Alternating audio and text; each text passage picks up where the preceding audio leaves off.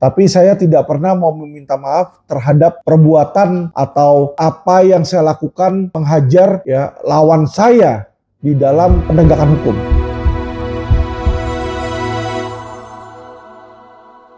Halo teman-teman, kembali dengan saya Alvin Lim di acara Quotient TV. Teman-teman, kalau kalian yang belum mengikuti update di Google dan melihat berita-berita hari ini, teman-teman, silakan kalian lihat di situ search nama saya. Ada berita-berita hangat dan bagus ini teman-teman ya, yang saya mau bahas. Jadi saya mau membahas adalah resiko menjadi pengacara pembela masyarakat. Ya. Yang namanya kita jadi pengacara pembela masyarakat, yang kita lawan adalah satu oknum orang berduit, teman-teman ya, oknum-oknum orang-orang berduit. Yang kedua yang kita lawan adalah oknum-oknum ya aparat. Ya, jadi oknum aparat, apakah itu oknum kepolisian, oknum kejaksaan, oknum kehakiman ya, atau oknum lainnya seperti oknum advokat juga teman-teman ya. Jadi otomatis kita jadi dapat musuh teman-teman ya, dan musuh itu musuh-musuh yang besar, musuh-musuh yang punya duit teman-teman ya, musuh-musuh yang bisa melakukan wacana untuk merusak dan mengganggu kita teman-teman di situ ya. Nah disinilah kita perlu belajar satu ilmu ya teman-teman ya. Jadi kalau ngadepin kayak begitu kita belajar satu ilmu. Ilmu apa itu? Ilmu anjing menggonggong kafilah berlalu teman-teman. Ya. Jadi kalau ada yang gonggong itu nggak lebih dari anjing-anjing teman-teman ya. Anjing-anjing yang sering gonggong-gonggong di jalanan kalau kita lewat perumahan-perumahan kan banyak tuh. Tapi mereka cuma gonggong doang teman-teman. Mereka nggak pernah gigit, nggak pernah nyamperin atau nggak pernah beraksi di situ, karena mereka nggak punya nyali, hanya punya bacot aja di situ teman-teman ya. Dan hal yang sama saya mau bilang tentang kejadian hari ini teman-teman ya, untuk teman-teman ketahui. Jadi hari ini kalau kita baca ada berita yang berjudul teman-teman ya, saya bacakan biar enak di sini. Advokat Alvin Lim diadukan ke Mabes Polri soal ujaran kebencian di kasus korupsi timah. Wah, saya bahas ke kasus korupsi timah kok dibilang benci, ya kan ada kebencian di situ, kan lucu ya teman-teman ya. Coba kita bahas dulu, tapi kita lihat apa sih dia bilang di sini. Perwakilan keluarga besar Forum Komunikasi Putra-Putri Purnawirawan dan Putra-Putri TNI Polri katanya, serta keluarga besar Putra-Putri Polri KBPP Polri mengadukan advokat Alvin Lim atas dugaan ujaran kebencian ke Mabes Polri. Pengaduan ini dilakukan terkait tuduhan dari Alvin Lim yang menyebutkan jika ada keterlibatan Polri dan Kejaksaan Agung dalam menghalang-halangi serta menutupi proses peradilan kasus dugaan korupsi PT Timah. Perwakilan FKPPI Sanusi mengatakan tudingan Alvin Lim tidak berdasar dan membuat kegaduhan di masyarakat katanya. Padahal dalam kasus tersebut Kejaksaan Agung sangat bersungguh-sungguh mengusut tuntas mulai dari proses penyelidikan maupun penyidikan sehingga lahirnya beberapa nama yang terindikasi kuat menikmati maupun meraup keuntungan pribadi serta kelompok atas hasil kekayaan negara, kata Sanusi. Adapun pengaduan tersebut dilakukan menindaklanjuti aksi massa. Jadi katanya pengaduan tindak lanjut dari aksi massa yang tergabung dalam barisan anak kolong barak di halaman kantor LQ Indonesia Law Firm Kemayoran Jakarta Pusat pada Kamis. Dalam aksi tersut massa yang berjumlah lebih dari 200 orang katanya menyampaikan aspirasi mereka terkait dengan ujaran kebencian yang dilakukan Alvin Lim. Menurutnya Alvin Lim telah merusak nama dan citra kepolisian serta Kejaksaan Agung dalam hal ini. Sanusi mengatakan Alvin Lim merupakan sosok yang hanya ingin mengejar popularitas tanpa memperhatikan profesionalitas sebagai seorang pengacara. Bagaimana tidak, dalam beberapa kasus Alvin Lim pernah terkungkung di dalam jeruji bersih katanya nih atas ujaran kebencian serta fitnah yang dilakukan, sehingga hal tersebut menjadi satu presiden buruk sepanjang kakinya melangkah. Rakyat harus sadar bahwa Alvin Lim adalah orang yang siap memecah belah keutuhan bangsa katanya. Lebih lanjut, dia meminta agar Alvin Lim mengklarifikasi dan memohon maaf atas ucapan tersebut. Kami juga meminta kepada Polri untuk segera menangkap dan memproses saudara Alvin Lim karena diduga telah membuat kejahatan yang mengarah kepada ujaran kebencian, katanya. Ya. Oke, jadi itu tuduhan mereka seperti itu, teman-teman ya. Saya bahas satu-satu dulu, teman-teman ya, biar kita lihat nih ya. Kalau saya lihat dari apa yang ada ini merupakan pesanan, teman-teman ya. Ini merupakan pesanan dan ini merupakan bentuk perlawanan dari oknum-oknum mafia hukum tersebut terhadap saya, ya. Hal yang normal, teman-teman. Gak usah jauh-jauh, gak usah susah-susah. Kasus UOB aja itu saya ngelawan 2 oknum pengacara besar, ya, Junifer Girsang dan Lukas, teman-teman, ya. 2 pengacara besar lawan saya di situ, ya. Dan dua-duanya mereka mau mengadukan saya ke polisi dan dua-duanya bilang saya memfitnah dan mencemarkan nama baik. Jadi ini udah banyak oknum-oknum yang saya sebut ya kebakaran jenggot, teman-teman. Jadi dia mau laporin saya nggak bisa, ya. Apa yang dilakukan? Dia pakai nih, ya, kayak begini-begini, unsur-unsur kayak begini nih, ujaran kebencian lah, apalah.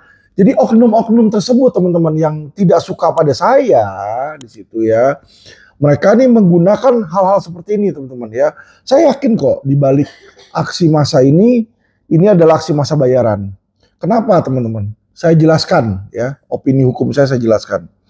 Pertama, dibilang di sini yang mengadukan ya, yang mengadukan advokat Alvin Lim ini adalah 2 perwakilan.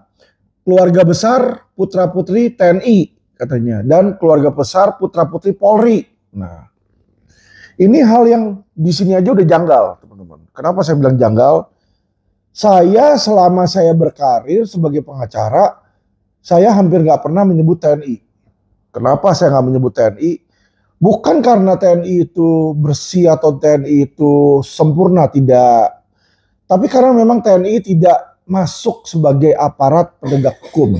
Ya, mereka adalah aparat penegak keamanan, bukan aparat penegak hukum. Kalau aparat penegak hukum menurut undang-undang itu 4, ya. Polisi, jaksa, hakim, dan pengacara. Makanya saya nggak pernah sebut-sebut TNI karena dia nggak masuk ke aparat penegak hukum di situ ya. Jadi saya nggak pernah sebut-sebut oknum TNI. Jadi kalau tiba-tiba ada oknum TNI yang keberatan, ini aneh. Ini aneh. Jadi teman-teman boleh lihat podcast saya semua dari awal sampai akhir ya. Dimanapun di Quotient TV ini tidak pernah ada saya menyebut sekalipun TNI di situ, teman-teman ya. Atau mengkritik TNI, nggak ada. Karena nggak ada hubungan saya dengan TNI. Kedua, teman-teman, kalau dia bilang ini keluarga besar putra-putri Polri, tetapi dalam kasus Harvey Muiz, yaitu kasus timah, ini juga lucu, teman-teman. Kenapa lucu? Karena dalam kasus timah itu saya sudah sadar dan tahu dari awal pun bahwa ini yang menangani adalah kejaksaan. Yang menangani kasus timah ini kejaksaan saja. Nggak ada Polri, teman-teman ya. Jadi di dalam kasus Harvey Muiz ini ya tidak ada Polri terlibat. Kenapa saya bilang terlibat ya? Di dalam proses penyidikannya ini yang melakukan penyidikannya ini adalah kejaksaan di situ ya. Kalau backing oknumnya korupsi timah ada backingan polisi ya bisa aja ada backingan polisi, tapi backingan polisi itu tidak ikut campur dalam urusan penyidikan, teman-teman ya.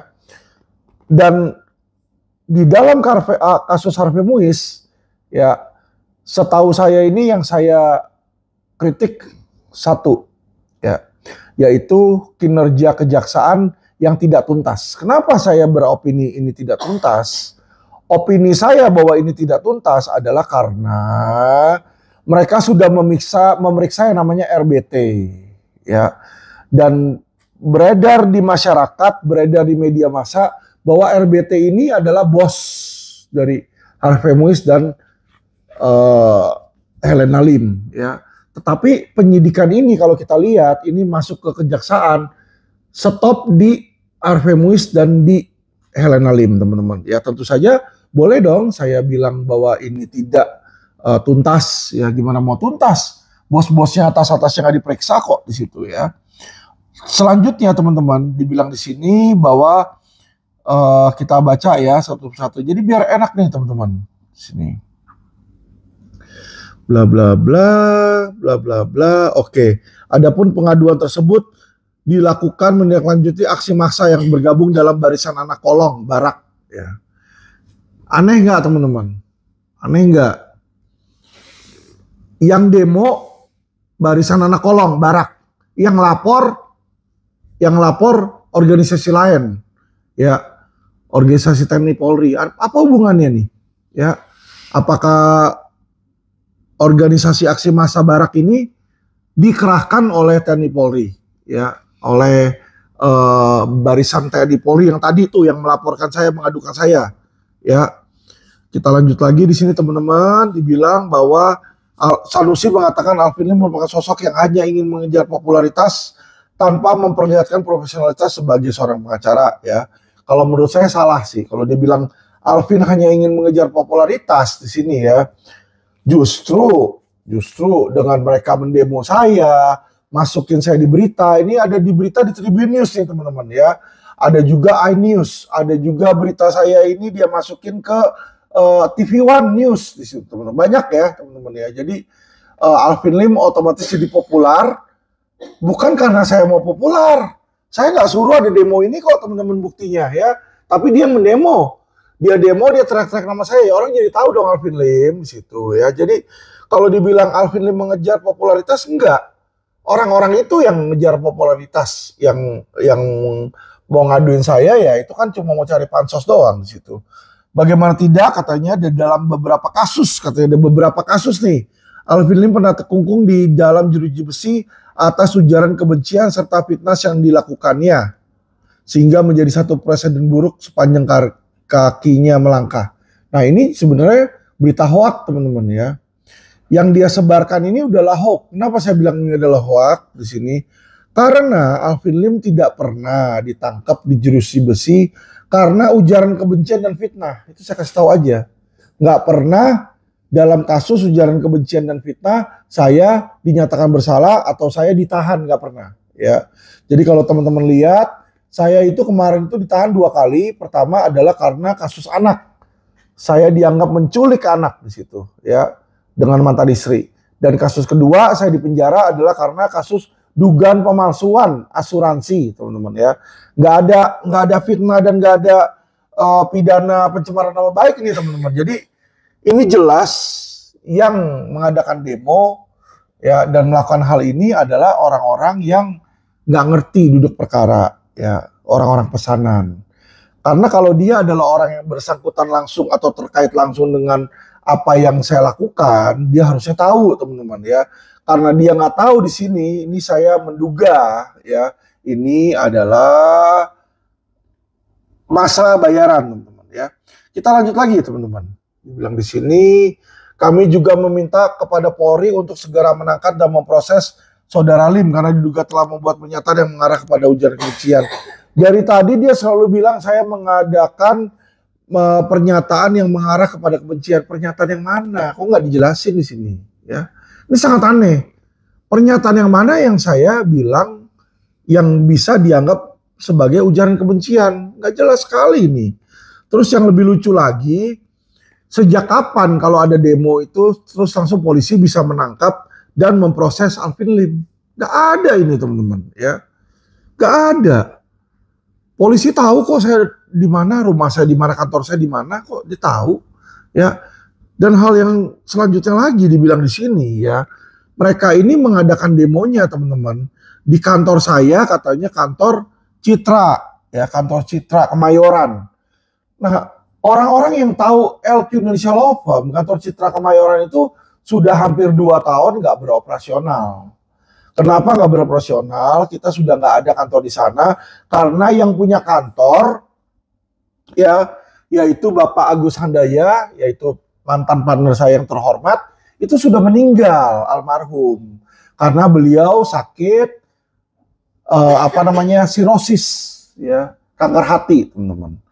Jadi otomatis beliau meninggal, anaknya ketika kami tanyakan mereka tidak mau melanjutkan bisnis pengacara, ya. Jadi mungkin karena memang nggak sevisi, jadi mereka nggak mau lanjutkan bisnis pengacara. Jadi kalau kita lihat dari sini, ya teman-teman, ini lucu. Ini lucu. Jadi mereka kok bisa demonya milih di tempat yang kosong, yang saya nggak ada di situ. Tapi dia buat seolah-olah dia minta penjelasan saya nggak pernah menjelaskan dan saya kabur seolah-olah. Ya, ini lucu sekali lagi, lebih lucu lagi. Karena diadakan demo di hari Jumat, yang dimana saya sudah selalu bilang di podcast saya, setiap hari Selasa dan Jumat itu, saya cuci darah teman-teman di rumah sakit seharian. Ya, jadi nggak mungkin ada di kantor. Ya, jadi ini teman-teman bisa lihat bagaimana hebatnya ya rancangan-rancangan rekayasa untuk menjerat Alvin Lim, teman-teman. Ya, inilah resiko sebagai seorang pengacara. Inilah resiko sebagai seorang yang benar, yang mau berjalan di jalan yang benar. Ini seperti ini. Ya, saya nggak takut kok. Lu mau ngaduin, laporin aja. Yang laporin saya pencemaran nama baik dan fitnah itu udah 200 lebih. 200 lebih. Ya, tambahin lagi 10, jadiin 1000 kalau perlu ya. 1000 laporan bikin di situ. Gak apa-apa. Saya nggak masalah. Yang ada malah nanti saya masuk Guinness Book of Record. Ya, saya masuk rekor muri sebagai seorang pengacara yang paling banyak dilaporin ya atas pencemaran nama baik dan fitnah. Berarti saya bekerja. Simple. That's mean I'm working hard. Kenapa saya bilang seperti itu? Pengacara itu digaji, dibayar itu karena faktor nomor 1 itu mulut. Dia beracara. Ketika dia beracara di depan pengadilan, dia berbicara dengan hakim. Dia berbicara dengan lawyer. Dia berbicara dengan jaksa. Dia berbicara dengan terdakwa. Dia berbicara dengan saksi-saksi. Ya itulah dia dibayar karena mulutnya, teman-teman ya. Jadi kalau saya banyak mulut di situ, berarti saya ini adalah orang yang bekerja keras sebagai lawyer, teman-teman ya. Sehingga saya rasa hal ini merupakan hal yang menurut saya biasa aja sih kalau dilaporin polisi di situ ya. Malah saya senang-senang juga, saya bilang. Kenapa saya senang? Ya teman-teman tahu, mereka ini keluar duit buat bikin demo. Mereka keluar duit ini untuk masukin berita. Ya, demo 200 orang aja itu bisa 100 juta lebih dia keluar. Ya, bersama berita-beritanya tuh. Ya, dia masukin berita di Tribun, di sini di iNews, di ya berita-berita lain lah, redaksi Jakarta di sini ya. Itu nggak mungkin kalau menurut saya nggak bayar tuh nggak mungkin. Ya, dipanggil, dibayar, dikasih amplop. Nggak apa-apa, normal. Tapi saya melihat hal di sini adalah sesuatu yang menguntungkan saya. Jadi dia kan suruh saya minta maaf nih, saya nggak mau minta maaf. Justru saya mau mengucapkan terima kasih banyak kepada Forum Komunikasi Putra Putri Purnawirawan TNI Polri dan kepada keluarga besar Putra Putri Polri, saya ucapkan banyak-banyak terima kasih atas apa? Atas demo Anda, atas aduan Anda ke kepolisian dan atas apa? Pemberitaan ini ya. Tolong dong kalau bisa setiap minggu ya. Kalau bisa tiap minggu lebih sering Mas ya. Kenapa lebih sering ya kan? Karena saya untung kok. Jadi orang banyak berpikir, wah Alvin kalau diberitain berita-berita jelek nih ya, berita tentang dia dilaporin polisi atau apa, klien-klien jadi takut. Tidak, klien gue makin banyak bos. Ya hari ini aja udah ada 12 orang nih yang bayar nih ya untuk konsultasi. Saya kasih tahu aja nih, saya kasih lihat nih. Jadi teman-teman ya, hal-hal seperti ini tuh tidak membuat saya takut dan tidak membuat saya rugi dan tidak membuat bisnis saya jadi rusak. Enggak. Yang ada adalah kebalikannya ya. Saya kasih tahu kalian, nggak ada marketing itu is a bad marketing ya. Every marketing is a good marketing. Karena sekali Anda memberitakan berita jelek di sini, nanti saya bisa klarifikasi kok. Ketika saya klarifikasi, masyarakat juga tahu mana yang benar, mana yang enggak. Nih teman-teman ya, saya kasih tunjuk nih. Tuh, ada transferan hari ini tuh ya teman-teman. Banyak tuh teman-teman. Nih 15 juta, ini ada lagi 15 juta. Sekali sama saya tuh 15 juta teman-teman ya. Sekali konsultasi sama saya 15 juta. Ini 15 juta lagi nih di sini nih tuh ya.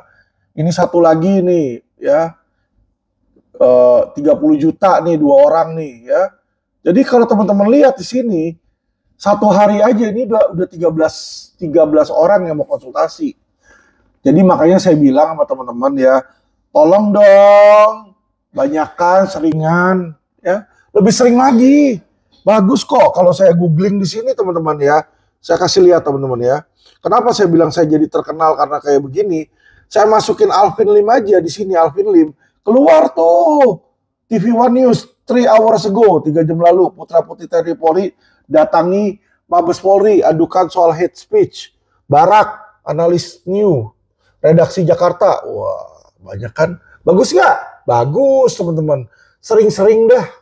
Sering-sering. Jadi kalau lebih sering, nama saya akan lebih sering masuk ke berita media online, dan nama saya akan lebih populer. Dan karena lebih populer, orang bakal lebih banyak cari saya untuk memberikan bisnis teman-teman ya. Jadi saya ucapkan terima kasih banyak kepada forum Putra Putri Polri dan forum TNI. Sering-sering dah. Lo pakai duit lu yang habis duit kok, gue yang untung. Ya saya seneng aja di situ ya. Kita lanjut lagi nih teman-teman. Ya. Nih beritanya tadi Barak nih teman-teman, redaksi Jakarta. Masa aksi datangi kantor LQ Indonesia Law Firm, minta Polri tangkap, ya kan? Lu kalau mau Polri tangkap gua, lu lapor dulu. Bukan lu demo dulu baru lapor, ya kan? Ini orang-orang goblok atau orang tolol, ini ngerti nggak hukum? Ya kalau orang yang ngerti hukum, mestinya dia lapor polisi dulu, baru kalau laporannya nggak jalan, lu push untuk supaya lu demo di situ. Bukan lu demo dulu, suruh polisi nangkep. Lu pikir polisi bisa nangkep orang tanpa alasan? Lucu sekali ya. Kepada kepolisian, baik dari Polsek, Polres, Polda, Mabes, saya ucapkan kepada kalian, kalau kalian mau panggil saya atau mau tangkap saya, udah tahu rumah saya di mana, ya. Udah tahu kantor saya di mana. Hubungi saja, telepon aja saya. Nggak usah takut-takut, nggak usah repot-repot. Saya datang kok. Saya bukan pengecut, ya. Saya bukan pengecut penakut yang kabur-kabur tuh kayak Lukas tuh. Mau diminta klarifikasi, mangkir gitu kan. Ya, saya nggak kayak gitu, saya beda. Saya bukan pengacara kayak Lukas. Ya, kalau Lukas kan begitu, nanti dia bilang kilaf lah, ono lah, inilah. Ya kan, kena korupsi mah, kena kasus korupsi mah. Ya lu kena aja, lu mau menghalangi penyidikan kayak apa, kayak suap, kayak apa. Gue nggak peduli, yang penting lu kan udah ditangkap sama polisi, lu ditahan. Ya kan? Ya, jadi teman-teman, di dalam kasus UOB terakhir ini aja saya menghadapi 2 pengacara senior, Lukas dan Junifer Girsang. Ya, saya kasih tahu teman-teman nih buktinya ya. Kedua pengacara itu juga sudah ngancam-ngancam saya, teman-teman. Ngancam apa? Ngancam mau laporin saya nih. Kita lihat di sini. Contoh yang pertama adalah dari Lukas, teman-teman. Ini ada judulnya, Alvin Lim terpaksa dipidanakan. Ya, terpaksa dipidanakan karena telah merusak citra Lukas SH dan partner. Wah. Dipidanakan merusak Lukas SH dan partner. Rusaknya gimana, Bos? Pakai palu? Atau pakai gunting? Atau pakai gergaji?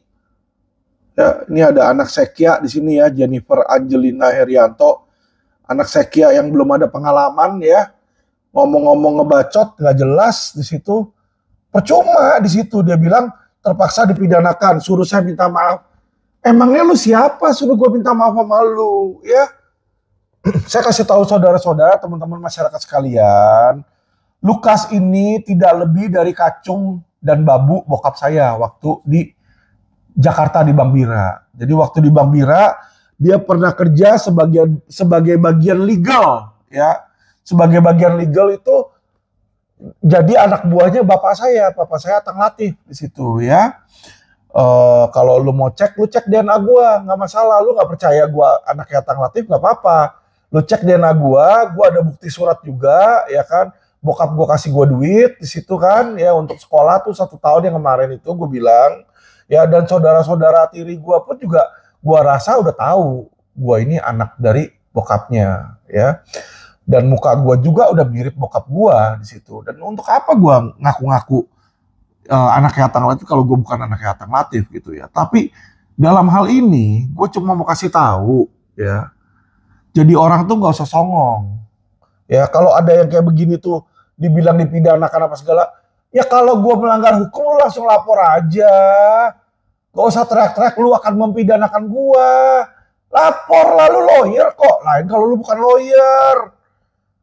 Lu lawyer katanya Lukas SH, ya kan, merusak citra. Kan berarti kan Lukas SH punya citra toh. Kalau punya citra, Lukas, kenapa sih? Ya, lu kan udah pasti banyak kenalan polisi dong. Lapor aja Alvin Lim. Kalau perlu lapor hari ini, besok tuh gue ditangkap tuh. Langsung tangkap gue besok. Ya, cepetin aja, cepetin. Besok tangkap. Ya, lusa eksekusi, langsung putus bersalah. Ya kan lu kan punya citra hebat, Lukas. Ya kan, katanya hebat. Buktiin dong. Buktinya seperti bacot, itu satu. Ya kedua yang saya mau lihat ya, ini tipe-tipe orang pengecut. Kenapa saya bilang tipe-tipe orang pengecut? Ya, kalau saya merusak nama Lukas, ini kan dia bilang merusak citra Lukas. Kok yang keluar bukan Lukas? Yang keluar cewek, Jennifer Angelina. Ya, masa yang wakilin cewek, Lukas? Aduh. Mas Lukas, coba lu buka celana lu. Ya, lu buka celana lu lihat masih punya batang nggak celana lu, masih ada batangnya nggak di situ? Ya, siapa tahu batangnya hilang ya, udah masuk tuh, masuk ada serangga bikin lobang di situ ya. Nah kalau lobang ya ini benar, ini lobang ini yang ngomong ya. Lu punya batang kok lu takut, heran di situ. Oke teman-teman ya. Selain dari sini teman-teman, saya juga mau kasih tahu teman-teman ya, bukan cuma Lukas doang yang serang saya ya. Ini agar teman-teman tahu ya.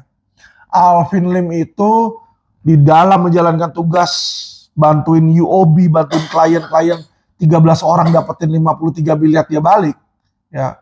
Saya berusaha mendapatkan uang mereka balik teman-teman ya. Saya hajar kiri, hajar kanan di sini teman-teman ya. Saya diserang balik oleh lawyer Lukas, saya diserang balik oleh lawyer Jennifer Girsang, saya di demo di sini ya teman-teman ya. Kalau kita lihat di sini teman-teman, saya bacakan lagi nih teman-teman ya. Biar enak nih, biar teman-teman enak.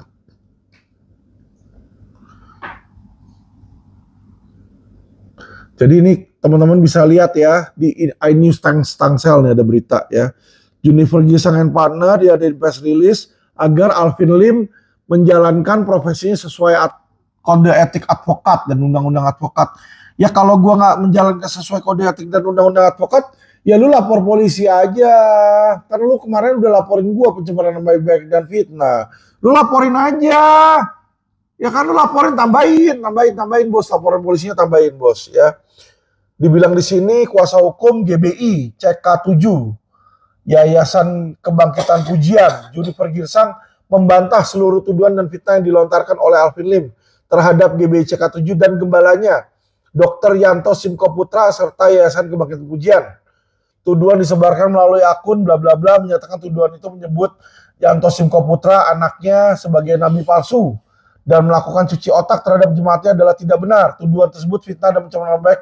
Hingga saat ini nggak ada pengadilan memutuskan bahwa Yanto Simko Putra dan anaknya adalah nabi palsu. Ya udah kalau menurut lu pencemaran nama baik dan fitnah, ini kan lawyer yang ngomong ya. Ya ini katanya ujar Jennifer nih. Jennifer, lu lawyer bukan sih? Lu lawyer kan? Lu caranin dong ke klien lu. Kalau memang ada yang cemarin nama baik dan fitnah, lapor lagi, bikin lagi 4 laporan polisi. Jangan tanggung-tanggung. Banyakan. Biar tiap hari kerjaan tuh pendeta ya. Bolak-balik ke kantor polisi. Ya kan gampang di situ. Gue mah seneng-seneng aja mengenai tuduhan bla bla bla bla bla bla di sini ya. Jadi teman-teman bisa lihat nih, Jennifer Girsang juga menyerang saya juga di situ teman-teman ya. Tapi nggak apa-apa teman-teman. Saya kasih tahu teman-teman, saya nggak takut sedikit pun saya nggak takut. Saya nggak takut. Ya, saya nggak takut kayak begituan. Masuk penjara udah 3 kali kok, nggak takut. Mau apa lagi sih? Lu mau bisa apa? Ya, lu mau bisa apa di situ? Ya, lu mau demo jangan sekali doang demo. Tiap minggu lu demo, seminggu sekali lu demo. Ya, masukin berita tentang gua jangan cuma seminggu sekali, jangan cuma sekali doang. Setiap hari kalau perlu lu masukin berita tentang gua. Jadi gua viral terus di situ. Ya, jadi setiap orang ada reminder bahwa gua adalah lawyer yang bekerja untuk masyarakat, lawyer yang sedang membela masyarakat di sini ya. Dan orang bego juga tahu ketika gua ya mengkritik tentang korupsi timah, ya kan gua ngomong mengenai kasus korupsi timah, opini hukum di situ ya. Dan gua bilang oknum, emang gua ada sebut nama jaksa siapa? Jaksa A, jaksa B, jaksa C ada nggak? Coba dong lihat lagi yang benar di situ ya. Jadi banyak orang-orang yang ngerti hukum ya, yang istilahnya idiot dan tolol di situ ya, ngelawan itu nggak pakai otak. Lu lawan gua nggak pakai otak, gua sih seneng-seneng aja. Kenapa gua seneng-seneng aja di situ ya? Karena makin banyak berita kayak begini, makin banyak demo di situ, masih makin banyak unjuk rasa, makin bagus. Orang-orang makin kenal siapa Alvin Lim di situ. Orang kan lihat yang tadinya nggak kenal, dia lihat siapa sih ini Alvin Lim, kok bisa didemo sama TNI Polri di situ ya. Apalagi Polri ya. Polri saat ini namanya ya, reputasi Polri saat ini di Indonesia tidak sedang dalam keadaan baik-baik aja. Kita lihat ya, kasus Vina, ya kasus Joshua, kasus Teddy Minahasa, banyak itu ya. Borok-boroknya banyak, tidak sedang dalam baik-baik aja. Jadi kalau malah saya dikriminalisasi oleh kepolisian, malah lebih membuktikan bahwa memang oknum itu ada. Ya, saya kasih tahu teman-teman ya, bahwa teman-teman ya, saya ini nggak pernah istilahnya takut sama manusia. Ya. Kenapa saya nggak takut sama manusia? Manusia tuh bisa apa sih? Paling parahnya dia bisa bunuh kita, teman-teman ya. Tuh terparah-parahnya itu dia bunuh kita. Tetapi di dalam kitab yang saya yakini, dibilang di situ bahwa kematian itu adalah untung bagiku. Ya. Jadi Tuhan berbicara bahwa hidup itu adalah anugerah. Tapi kalau kita mati juga adalah untung. Kenapa? Kalau kita menjalankan perintah-perintah Tuhan, kita meninggal, kita akan dekat dengan Allah Bapa. Malah enak, tugasnya selesai, case close, teman-teman. Ya. Oh, teman-teman, saya mau memberikan informasi. Mungkin dalam waktu dekat, 1-2 minggu ke depan, saya akan ke Cina dulu beberapa hari ya, ke China. Ini saya sedang mengurus visanya. Bukan untuk kabur ya teman-teman ya. Jadi ini saya sudah rencanakan jauh-jauh hari sebelumnya ya. Yaitu untuk ngecek ginjal saya teman-teman. Ya, untuk ngecek ginjal saya. Jadi ginjal saya ini dalam kondisi yang saat ini makin memburuk. Ya. Saya batuk-batuk, riak dahak, darah mulu teman-teman ya. Di situ saya sudah ronsen dan ketemu dokter paru teman-teman ya. Jadi kalau teman-teman lihat ini saya ketika batuk nih, riak saya udah riak darah nih teman-teman ya. Riak saya udah bercampur dengan darah teman-teman. Dan saya sudah ronsen, dan hasil ronsen saya ini kata dokter banyak air tergenang di dalam paru-paru nih ya, dan sedang dicek dahak nih. Ya, jadi saya juga sudah melakukan ronsen.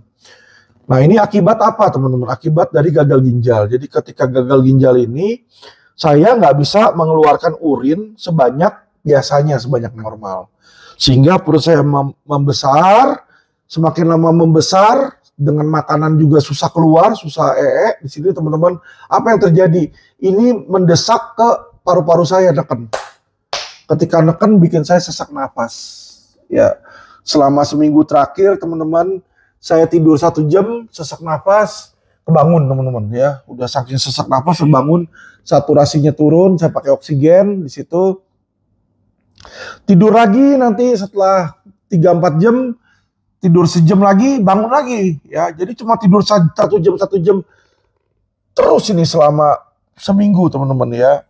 Jadi sudah sangat mengganggu, dan saya sudah memutuskan untuk ngecek ke rumah sakit di China, teman-teman ya. Karena informasinya rumah sakit di China di situ mereka ada cadangan ginjal ya.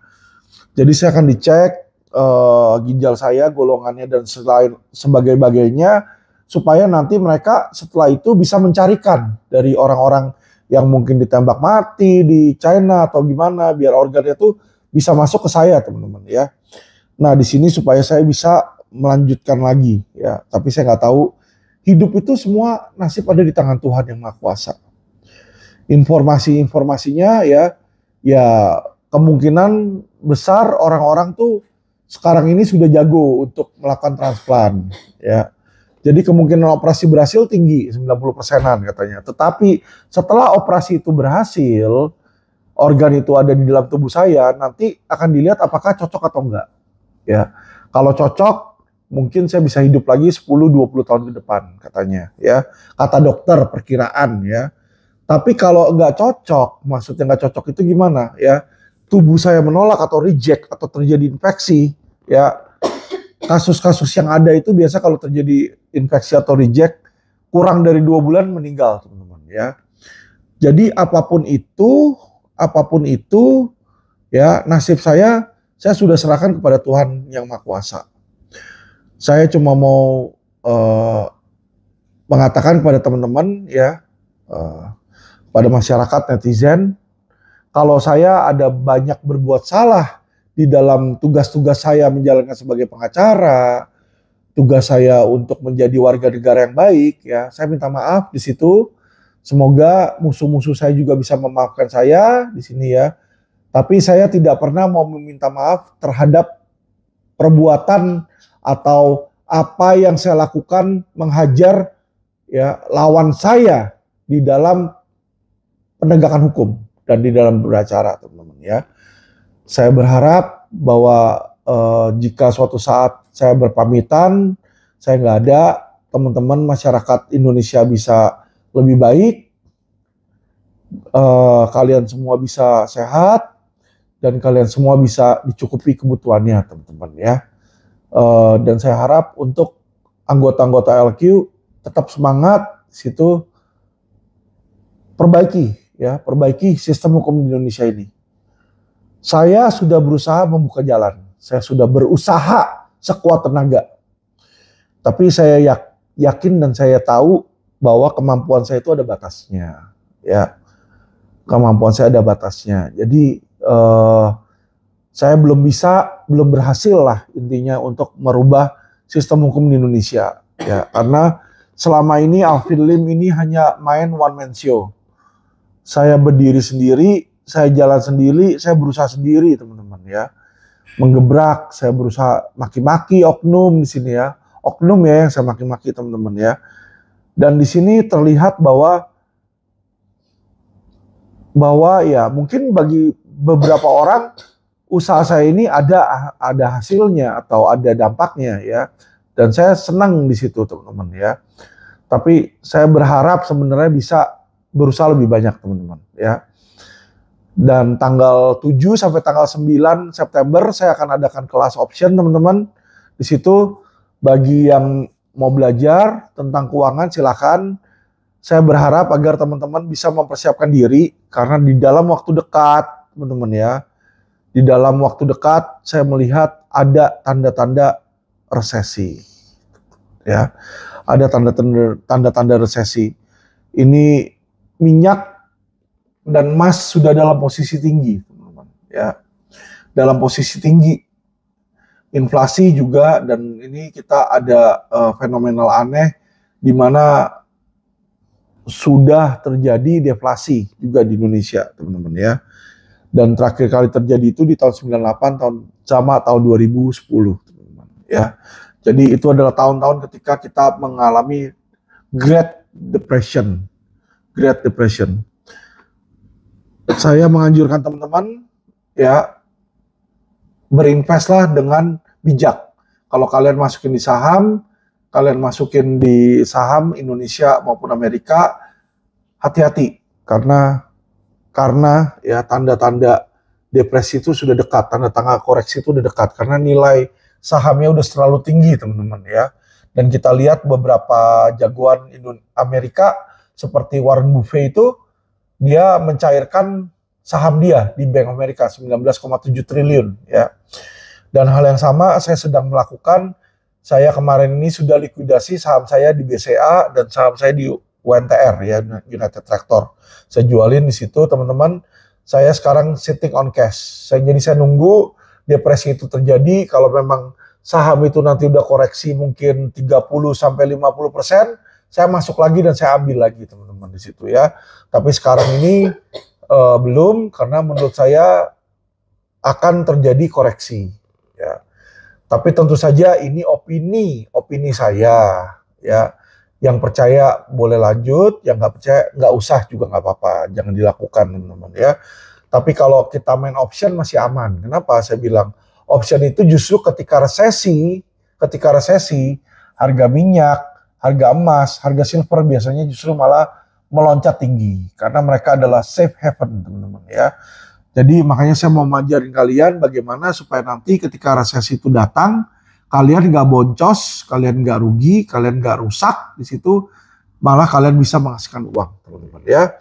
Jadi kalau yang mau daftar, silakan daftar tanggal 7 sampai 9 September, teman-teman di situ.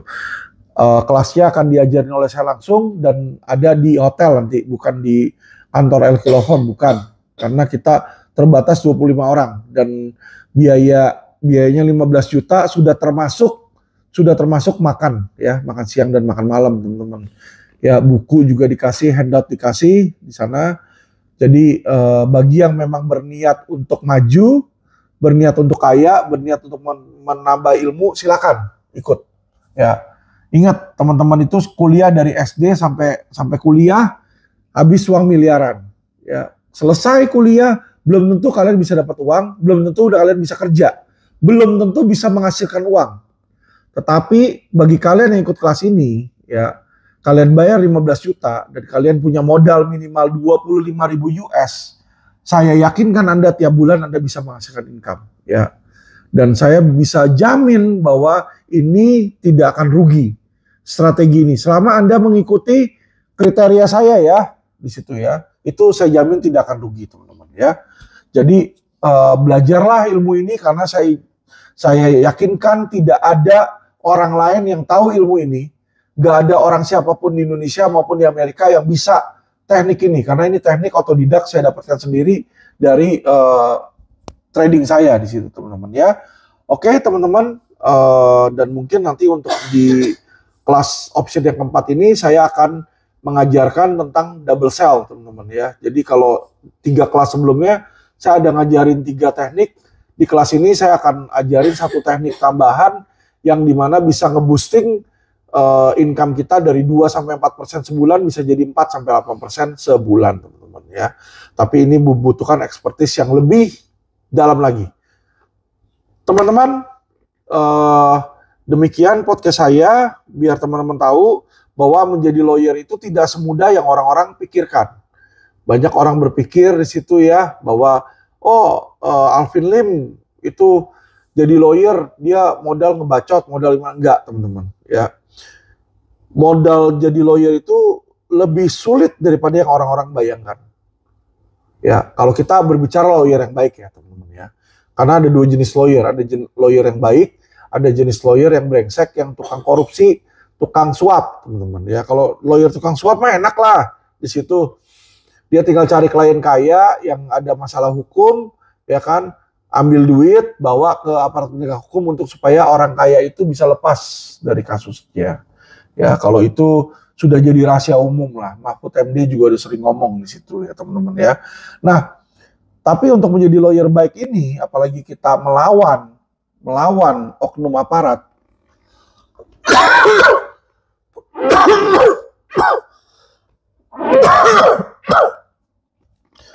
itu tidak mudah dan tidak banyak yang bisa teman-teman. Kalau kita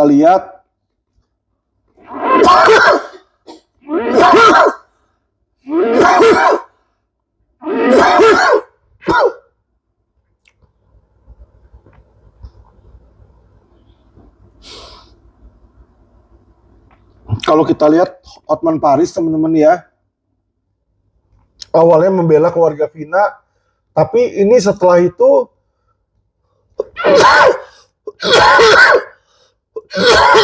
Minum dong, Beb.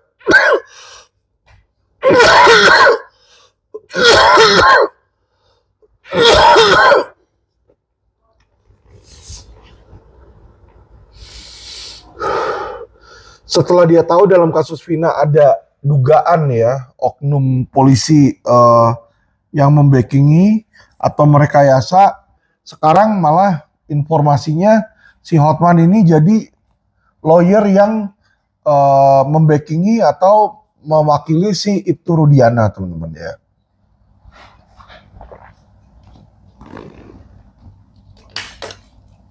Ini menandakan apa?